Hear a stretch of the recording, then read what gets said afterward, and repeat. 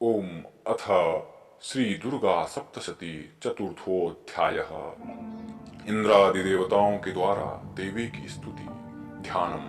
ओम कालाभ्राभां कटाक्षैः अरिकुलभयदां मौलिवध्यन्दुरेखां शंखं चक्रं कृपाणां त्रिशिखमपि करैः उद्वहन्तीं त्रिनेत्रां सिंहस्कन्धादिरूढां त्रिभुवनमखिलं तेजसा पूरयन्तीं ध्यायेत् दुर्गां जयाख्यां त्रिदश परिव्रतां सेवितां सिद्धिकामयी। सिद्धि की इच्छा रखने वाले पुरुष जिनकी सेवा करते हैं तथा देवता जिन्हें सब ओर से घेरे रहते हैं, उन जया नाम वाली दुर्गा देवी का ध्यान करें। उनके श्रीअंगों की आभा काले मेघ के समान श्याम है। वे अपने कटाक्षों से शत्रु समूह को भय प्रदान करती हैं। उनके मस्तक पर आबद्ध चंद्रमा की रेखा शोभा पाती है। वे अपने हाथों में शंख चक्र कृपाण और त्रिशूल धारण करती हैं। उनके 3 नेत्र हैं। वे सिंह के कंधे पर विराजमान हैं और अपने तेज से तीनों लोकों को परिपूर्ण कर रही हैं। ओम ऋषिरुवाच शक्रादयः सुरगणा निहतेति व्रिये तस्मिन् दुरात्मनि सुरारिबले च दिव्या तां तुष्टुभुः प्रणतिनम्र शिरोधरांसः वाग्भिः प्रहर्ष सपुलकोद्गमचारुदेहा दिव्या यया ततमिदं जगदात्मशक्त्या निःशेषदेवगणशक्तिसमूहमूर्त्या तामम्बिकामखिलदेवमहर्षिपूज्यां भक्त्या नताः स्मं विदधातु शुभानि सानम्। यस्याः प्रभावमतुलं भगवाननन्तो ब्रह्मा हरश्च नहि वक्तुमलं बलं च सा चण्डिकाखिलजगत्परिपालनाय नाशाय चाशुभभयस्य मतिं करोतु। या श्रीः स्वयं सुकृतिनां भवनेष्ठलक्ष्मीः पापात्मनां कृतधियां हृदेषु बुद्धिः श्रद्धा सतां कुलजनप्रभवस्य लज्जा तां त्वां नताः स्म परिपालयते विश्वम्। ऋषि कहते हैं, अत्यंत पराक्रमी दुरात्मा महिषासुर तथा उसकी दैत्य सेना के देवी के हाथ से मारे जाने पर इंद्रादि देवता प्रणाम करते हुए उन भगवती दुर्गा का उत्तम वचनों द्वारा स्तवन करने लगे। उस समय उनके सुंदर अंगों में अत्यंत हर्ष के कारण रोमांच हो आया था। देवता बोले, संपूर्ण देवताओं की शक्ति का समुदाय ही जिनका स्वरूप है तथा जिन देवी ने अपनी शक्ति से संपूर्ण जगत को व्याप्त कर रखा है, समस्त देवताओं और महर्षियों की पूजनीय उन जगदम्बा को हम भक्तिपूर्वक नमस्कार करते हैं। वे हम लोगों का कल्याण करें। जिनके अनुपम प्रभाव और बल का वर्णन करने में भगवान शेषनाग ब्रह्मा जी तथा महादेव जी भी असमर्थ हैं। वे भगवती चंडिका संपूर्ण जगत का पालन एवं अशुभ भय का नाश करने का विचार करें। जो पुण्यात्माओं के घरों में स्वयं ही लक्ष्मी रूप से, पापियों के यहाँ दरिद्रता रूप से, शुद्ध अंतःकरण वाले पुरुषों के हृदय में बुद्धि रूप से, सत्पुरुषों में श्रद्धा रूप से तथा कुलीन मनुष्यों में लज्जा रूप से निवास करती हैं, उन आप भगवती दुर्गा को हम नमस्कार करते हैं। हे देवी, आप संपूर्ण विश्व का पालन कीजिए। हे देवी, आपके इस अचिंत्य रूप का असुरों का नाश करने वाले भारी पराक्रम का तथा समस्त देवताओं और दैत्यों के समक्ष युद्ध में प्रकट किए हुए आपके अद्भुत चरित्रों का हम किस प्रकार वर्णन करें। आप संपूर्ण जगत की उत्पत्ति में कारण हैं। आप में सत्वगुण, रजगुण और तमोगुण ये तीनों गुण उपस्थित हैं, तो भी दोषों के साथ आपका संसर्ग नहीं जान पड़ता। भगवान विष्णु और महादेव जी आदि देवता भी आपका पार नहीं पाते। आप ही सबका आश्रय हैं। यह समस्त जगत आपका अंशभूत है, क्योंकि आप सबकी आदिभूत अव्याकृता परा प्रकृति हैं। हे देवी, संपूर्ण यज्ञों में जिसके उच्चारण से सब देवता तृप्ति लाभ करते हैं, वह स्वतः आप ही हैं। इसके अतिरिक्त आप पितरों को भी तृप्ति का कारण है। अतएव सब आपको स्वधा भी कहते हैं। हे देवी, जो मोक्ष की प्राप्ति का साधन है, अचिंत्य महाव्रत स्वरूपा है, समस्त दोषों से रहित जितेंद्रिय तत्व को ही सार वस्तु मानने वाले तथा मोक्ष की अभिलाषा करने वाले मुनिजन जिसका ध्यान करते हैं, अभ्यास करते हैं, वह भगवती पराविद्या आप ही हैं। आप शब्द स्वरूपा हैं। अत्यंत निर्मल ऋग्वेद, यजु तथा उद्गीत के मनोहर पदों के पाठ से युक्त सामवेद का भी आधार आप ही हैं। आप देवी, त्रयी, तीनों वेद और भगवती 6 ऐश्वर्यों से युक्त हैं। इस विश्व की उत्पत्ति एवं पालन के लिए आप ही वार्ता, आजीविका रूप में प्रकट हुई हैं। आप संपूर्ण जगत की घोर पीड़ा का नाश करने वाली हैं। ये देवी, जिससे समस्त शास्त्रों के सार का ज्ञान होता है, वह मेधा शक्ति आप ही है। दुर्गम भवसागर से पार करने वाली नौका रूप दुर्गा देवी भी आप ही हैं। आपकी कहीं भी आसक्ति नहीं है। कैटव के शत्रु भगवान विष्णु के वक्ष स्थल में एकमात्र निवास करने वाली भगवती लक्ष्मी तथा भगवान चंद्रशेखर द्वारा सम्मानित गौरी देवी भी आप ही हैं। आपका मुख मंद मुस्कान से सुशोभित निर्मल पूर्ण चंद्रमा के बिंब का अनुकरण करने वाला और उत्तम सुवर्ण की मनोहर कांति से कमनीय है। तो भी उसे देखकर महिषासुर को क्रोध हुआ और सहसा उसने आप पर प्रहार कर दिया। यह बड़े आश्चर्य की बात है। हे देवी, वही मुख जब क्रोध से युक्त होने पर उदय काल के चंद्रमा की भांति लाल और तनी हुई भौं के कारण विकराल हो उठा, तब उसे देखकर जो महिषासुर के प्राण तत्काल निकलने थे वह नहीं निकले। यह उससे भी बढ़कर आश्चर्य की बात है, क्योंकि क्रोध में भरे हुए यमराज को देखकर भला कौन जीवित रह सकता है। हे देवी, आप प्रसन्न हो। परमात्मा स्वरूपा आपके प्रसन्न होने पर जगत का अभ्युदय होता है और क्रोध में भर जाने पर आप तत्काल ही कितने कुलों का सर्वनाश कर डालती हैं। यह बात अभी अनुभव से आई है, क्योंकि महिषासुर की यह विशाल सेना क्षण भर में आपके कोप से नष्ट हो गई है। तेषं मता जनपदेषु धनानि तेषां यशांसि च न च सीदति धर्मवर्गः। धन्यास्त एव निभृतात्मजिभृत्यदारा येषां सदाभ्युदयदा भवति प्रसन्ना। सदाभ्युदय प्रदान करने वाली आप जिन पर प्रसन्न रहती हैं, वे ही देश में सम्मानित और उन्हीं को धन और यश की प्राप्ति होती है।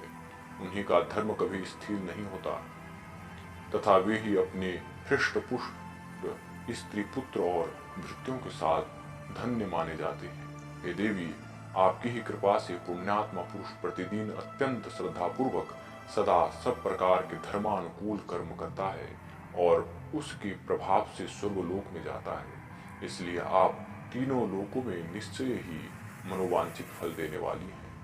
हे माँ दुर्गे, आप स्मरण करने पर सब प्राणियों का भय हर लेती हैं और स्वस्थ पुरुषों द्वारा चिंतन करने पर उन्हें परम कल्याणमयी बुद्धि प्रदान करती है। दुख, दरिद्रता और भय हरने वाली देवी, आपके अन्यत्र दूसरी कौन है जिसका चित्त सबका उपकार करने के लिए सदा ही दयाद्र रहता हो। हे देवी, उन राक्षसों के मारने से संसार को सुख मिले तथा ये राक्षस चिरकाल तक नरक में रहने के लिए भले ही पाप करते रहे हों, इस समय संग्राम में मृत्यु को प्राप्त होकर स्वर्गलोक में जाए, निश्चय ही यही सोचकर आप शत्रुओं का वध करती हैं। आप शत्रुओं पर शस्त्रों का प्रहार क्यों करती हैं? समस्त असुरों को दृष्टिपात मात्र से ही भस्म क्यों नहीं कर देती? इससे एक रहस्य है। ये शत्रु भी हमारे शस्त्रों से पवित्र होकर उत्तम लोकों में जाएं, इस प्रकार उनके भी प्रति आपका विचार अत्यंत उत्तम रहता है। खड्ग के तेजह पुंज की भयंकर दीप्ति से तथा आपके त्रिशूल के अग्रभाग की घनीभूत प्रभा से जो असुरों की आंखें फूट नहीं गई, उसके कारण यही था कि वे मनोहर रश्मियों से युक्त चंद्रमा के समान आनंद प्रदान करने वाले आपके इस सुंदर मुख का दर्शन करते थे। हे देवी, आपका शील दुराचारियों के बुरे कर्म को दूर करने वाला है। साथ ही यह रूप ऐसा है जो कभी चिंतन में भी नहीं आ सकता और जिसकी कभी दूसरों से तुलना भी नहीं हो सकती। तथा आपका बल और पराक्रम तो उन दैत्यों का विनाश करने वाला है जो कभी देवताओं के पराक्रम को भी नष्ट कर चुके थे। इस प्रकार आपके शत्रुओं पर भी अपनी दया ही प्रकट की है। वरदायिनी देवी, आपके इस पराक्रम की किसके साथ तुलना हो सकती है, तथा शत्रुओं को भय देने वाला एवं अत्यंत मनोहर ऐसा रूप भी आपके अन्य और कहाँ है। हृदय में कृपा और युद्ध में निष्ठुरता, ये दोनों विषय तीनों लोक के भीतर केवल आप में ही देखी गई है। मातः आपने शत्रुओं का नाश करके समस्त त्रिलोक की रक्षा की है। उन शत्रु को भी युद्ध भूमि में मारकर स्वर्गलोक में पहुंचाया है, तथा उत्तम दैत्यों से प्राप्त होने वाले हम लोगों के भय को भी दूर कर दिया है। आपको हमारा नमस्कार है। हे देवी, आप शूल से हमारी रक्षा करें। अंबिके, आप खड्ग से भी हमारी रक्षा करें, तथा घंटा की ध्वनि और धनुष की टंकार से भी हम लोगों की रक्षा करें। हे चंडिके, पूर्व, पश्चिम और दक्षिण दिशा में आप हमारी रक्षा करें, तथा ईश्वरी, अपने शूल को घुमाकर आप उत्तर दिशा में भी हमारी रक्षा करें।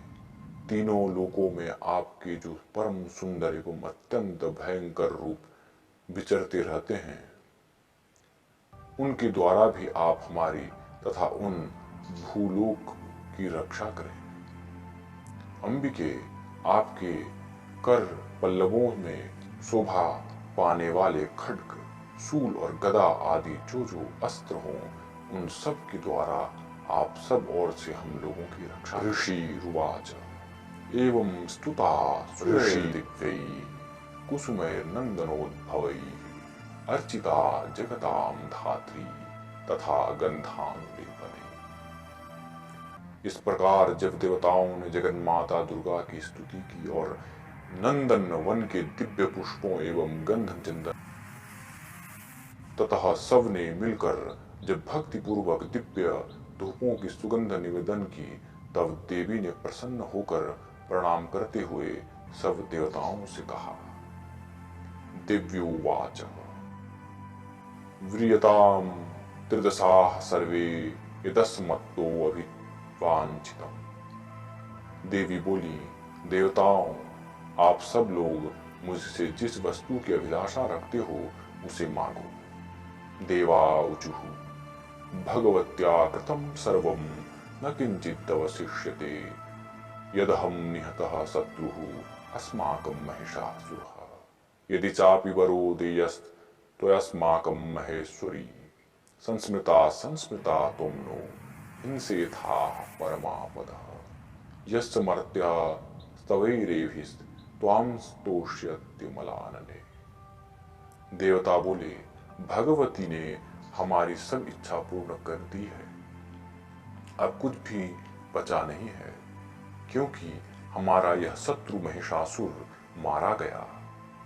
हे महेश्वरी, इतने पर भी यदि आप हमें और वर देना चाहती हैं, तो हम जब जब आपका स्मरण करें, तब तब आप दर्शन देकर हम लोगों के महान संकट दूर कर दिया करें, तथा प्रसन्न मुखी अंबिका के जो मनुष्य इस स्तोत्र का द्वारा आपकी स्तुति करें, उसे वित्त, समृद्धि और वैभव देने के साथ ही उसकी धन, स्त्री आदि संपत्तियों को भी बढ़ाने के लिए आप सदा हम पर प्रसन्न रहें।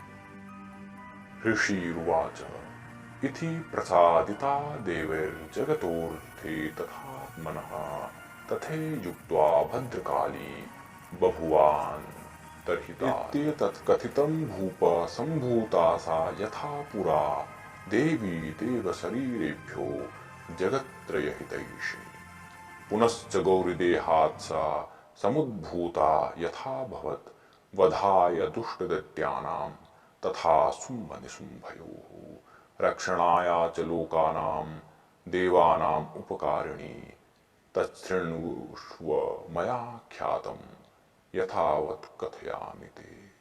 ह्रीं। ऋषि कहते हैं, राजन, देवताओं ने जब अपने तथा जगत के कल्याण के लिए भद्रकाली देवी को इस प्रकार प्रसन्न किया, तब वे तथास्तु कहकर वहीं अंतर्ध्यान हो गई। भूपाल, इस प्रकार सा पूर्व काल में तीनों लोकों का हित करने वाली देवी जिस प्रकार देवताओं के शरीर से प्रकट हुई थी, वह सब कथा मैंने कह सुनाई।